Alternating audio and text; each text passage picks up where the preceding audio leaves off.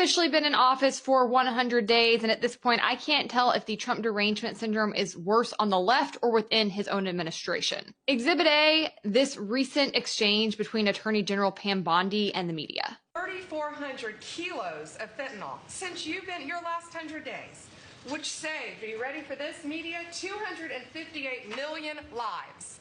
Kids are dying every day because they're taking this junk laced with something else. They don't know what they're taking. They think they're buying a Tylenol or an Adderall and a Xanax, and it's laced with fentanyl, and they're dropping dead, and no longer because of you, what you've done.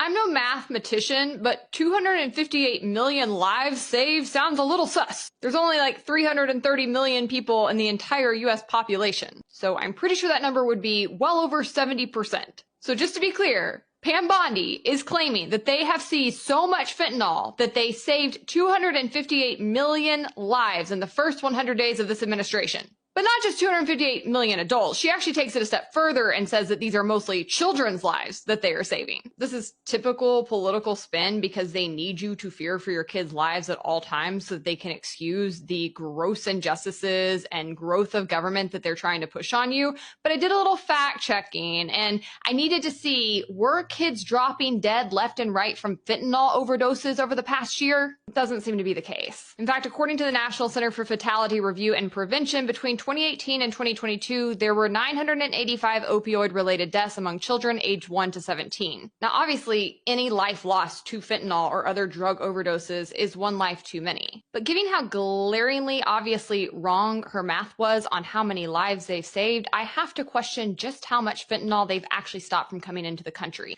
especially when you consider the fact that the majority of fentanyl is brought into the country by US citizens, not from cartels, not from immigrants. So as a whole, this just looks like a way to spin what the administration is doing around deportations, which have become less and less popular in recent weeks, into something that makes the American people feel like they're actually keeping them more secure.